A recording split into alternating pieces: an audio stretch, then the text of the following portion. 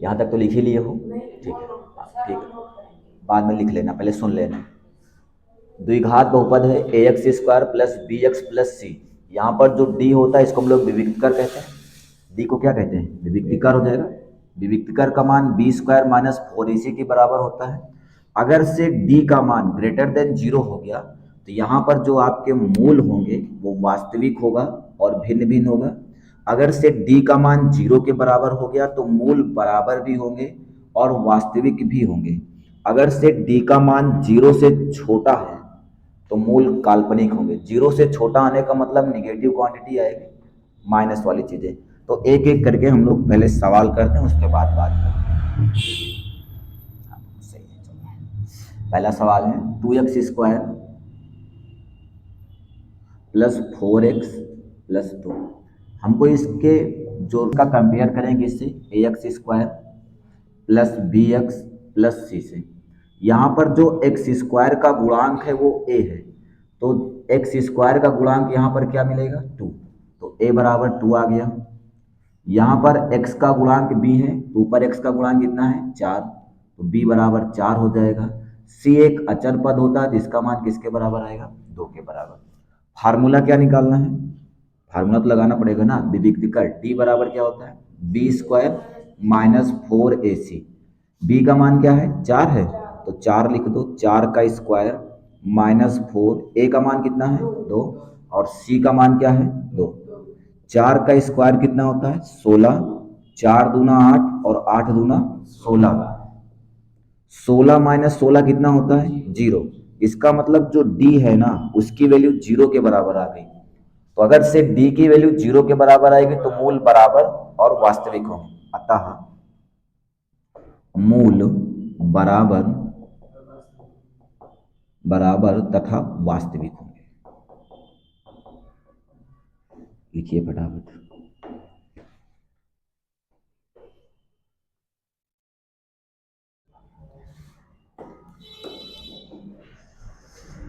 F x equal to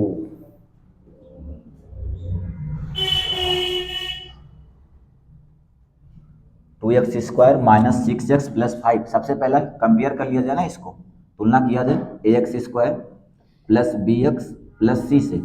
यहाँ पर a के सामने क्या है? 2 है, a बराबर 2 हो गया। b के सामने क्या है? -6, तो -6 आ गया। c बराबर क्या है? 5।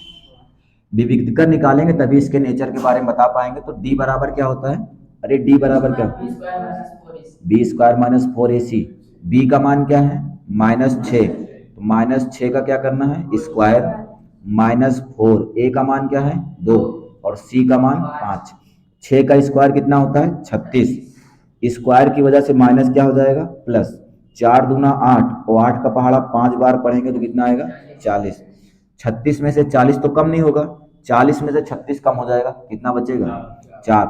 40 में से कम कर रहे हो तो 40 के आगे जो भी साइन होगा वही लगा देना यहाँ पे, -4। डी का मान कितना आ गया? -4। और -4 जीरो से बड़ा होता है कि छोटा होता है? जीरो से छोटा होता है। तो मूल कैसे होंगे? अतः मूल काल्पनिक होंगे। काल्पनिक।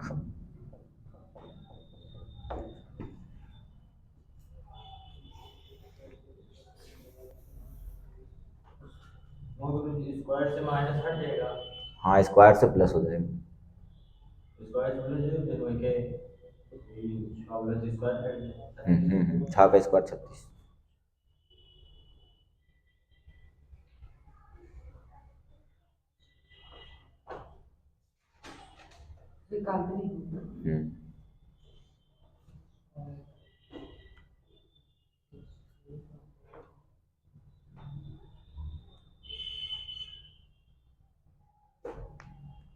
आगे लगाएं।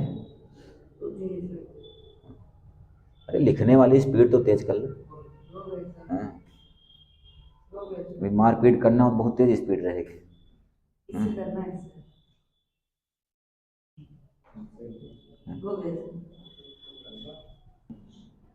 x² -5x -4। सेम काम है, सबसे पहले इसका कंपेयर करेंगे ax² plus bx plus c। ए का मान क्या है? अरे ए का मान कितना है? 2/3। बी का मान क्या है -5 और सी का मान क्या है -4। ध्यान देना। विभक्तिकर का फार्मूला क्या होता है, डी बराबर B square minus 4ac। B का मान क्या निकाले -5, तो -5 का क्या करेंगे स्क्वायर -4, ए कितना है 2/3, 2/3 हो जाएगा। सी का मान क्या है -4, स्क्वायर की वजह से माइनस क्या हो जाएगा प्लस, और 5 का स्क्वायर कितना होता है 25, माइनस माइनस प्लस, 4 चौक 16 और 16 दूना 32, बटे में क्या आएगा 3, यही तो आएगा।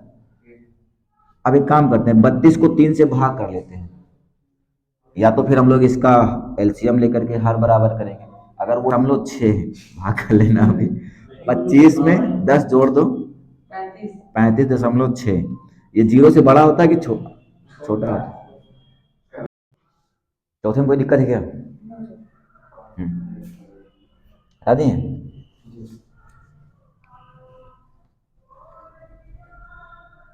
सवाल number 4, 6x square -8x -4 fx equal to, पहला काम है इसकी तुलना करना, ax square plus bx plus c। a की वैल्यू क्या है 6 है, a इक्वल टू 6 आ गया, b इक्वल टू -8 आ गया, c इक्वल टू -4 आ गया। d बराबर क्या होता है, अरे d बराबर क्या होता है b स्क्वायर -4ac। b का मान क्या है -8 स्क्वायर -4 इंटू a की वैल्यू क्या है 6 है, और c की वैल्यू क्या है -4। 8 का स्क्वायर कितना होता है 64, माइनस माइनस कितना होता है प्लस, 4 चौक 16 हो जाएगा, और 16 गुणे 6 कितना होता है 16 छंग 96 होता है। अरे 6 छंग 36 हो गया, 6 3 9 हो गया 96। 64 में 96 जोड़ दो, 6 4 10, 9 6 15, 15 और 1 कितना होता है 16। डी बराबर 100। अगर 0 से बड़ा होगा तो मूल कैसे होंगे, मूल वास्तविक तथा भिन्न भिन्न होंगे।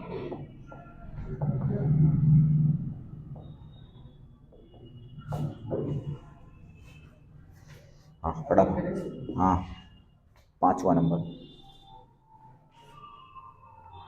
बात करते हैं, इसकी तुलना कर लेते हैं। ax square plus bx plus c। a का मान क्या है 3, अरे a का मान कितना भैया 3, b का मान और c का मान माइनस में 7, ठीक है।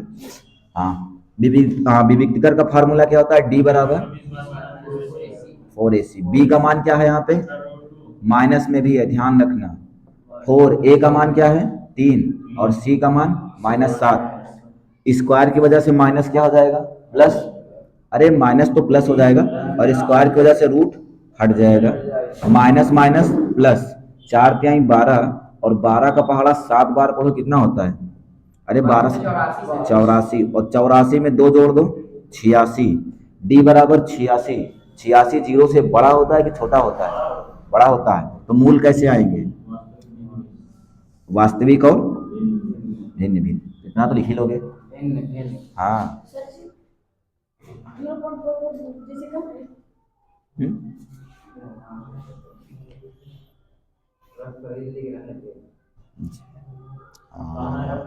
ये तो बड़ा होता है, बड़ा होगा, बड़ा होगा, बड़ा होगा।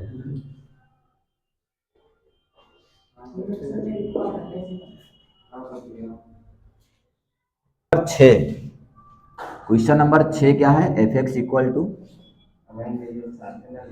2/3 into x minus x square. तो सबसे पहले हम लोग बड़ी पावर लिख लेते हैं -x², इसके आगे कोई सिंबल नहीं तो प्लस 2/3 इंटू एक्स। यहाँ पर c वाला टर्म है ही नहीं है, तो एक काम करते हैं पहले इसकी तुलना कर लेते हैं। किस फार्मूले से तुलना किया जाएगा, ax² प्लस bx का यहाँ मान कितना आ रहा है भैया, यहाँ पे -1 आएगा ना, अगर कुछ नहीं लिखा है तो 1, a बराबर -1, b बराबर 2/3 और c बराबर 0। अगर c ना हो, अगर इसमें अचर पद है नहीं तो उसकी वैल्यू हम लोग 0 ले लेंगे, ठीक है। फार्मूला क्या होता है, d बराबर b² -4ac। b का मान क्या है 2/3, होल स्क्वायर करेंगे -4, a का मान क्या है -1 और c का मान 0। ये पूरा नंबर तो 0 हो जाएगा, कोई मतलब ही नहीं है। 4/9 भाग कर देना आंसर।